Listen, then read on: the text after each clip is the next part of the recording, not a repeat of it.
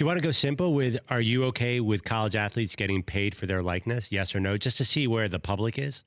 Or or do you already have a strong sense of where people lie? I don't know.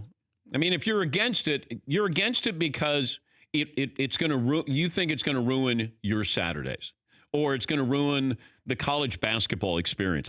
When kids come out of high school, and I said, if you want to go to the NBA, then go. If somebody's willing to draft you, then I'm fine with that.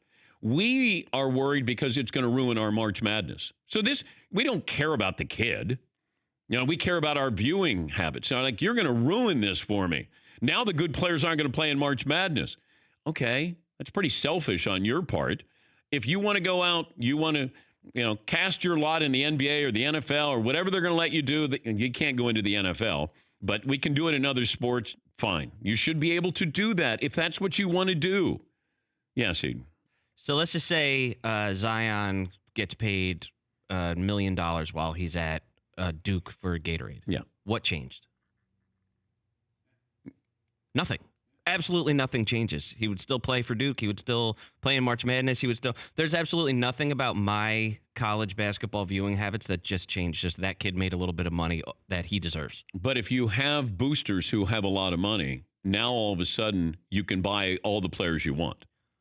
So that's a concern I have. Well, now you're just doing it in broad daylight. Yes, it's true. Now you're actually just doing it like it's a business transaction, not something illegal. Yeah. I don't have a problem with these kids benefiting from this. And, everybody says, well, you get a free education. Okay. We understand that. Let's move down the road from that because they're asked to do are you trying to tell me Zion Williamson would be the same as somebody who got a medical scholarship to Duke? Hey, got your education paid for. They took advantage. Well, they used Zion Williamson as often as they could. I have no problem with him benefiting however he wants to by going 1 year to college. I don't. There's only a few of these athletes where you go, okay, he's really going to benefit. If you look at the Fab Five or LeBron, if he had gone, or Kobe, Leonard Fournette at LSU. Like there are guys, Adrian Peterson when he came in at Oklahoma. Marshall Faulk at Fresno State. There's certain guys where you go, wow, that's special. Johnny Manziel was special. Trevor Lawrence is special. Now, can his family market Trevor Lawrence T-shirts? Tua Tagovailoa at Alabama. Not everybody can do it. But the concern I have is you're going to be recruiting and you're going to go, I'm going to get all the top five-star athletes, as many as we can get. And you know what? Legally, we can have everybody on payroll at a local dealership. Let's say you got a billionaire who is a car dealer. And I just say, you know what? We're allocating $500,000 every year to pay for some of these kids to come over to the dealership. That's all they have to do. This is their job. They have to have a W-2. You can have an agent who can help you with the outside income. So I don't know where you cut it off and you go, hey, that's too much money you're making. Yes. How does that differ from a billionaire booster who gives, $50 million to build awesome new locker rooms? It's like, wait, that's not fair. We don't all have a billionaire to give us all of this money to build these amazing facilities that we get to take advantage of. No, you're absolutely What about the right. other schools that don't have billionaires doing that? You have Phil Knight, who has built every athletic facility for Oregon, and he runs Nike. So you have a sugar daddy. T. Boone Pickens at Oklahoma State. He passed away too early. I wish he was stuck around for this era.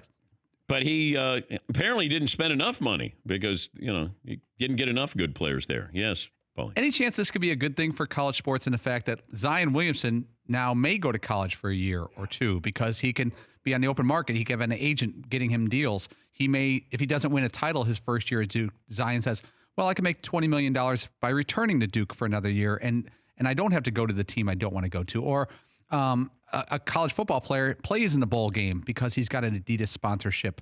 And Christian McCaffrey and Leonard Fournette play in the bowl game because they've got a deal. Or they stay an extra year. Yeah, Fritzy. I guess it already exists, as to Seaton's point, but now you're having college evil empires. We always kid about the teams like the Yankees. They have more money than everyone else. They could just buy all the top players. So that's basically happening with boosters in schools. You have your evil empires of your just select few teams that are just blowing out everybody else. And it used to be that this happened, but it happened underground.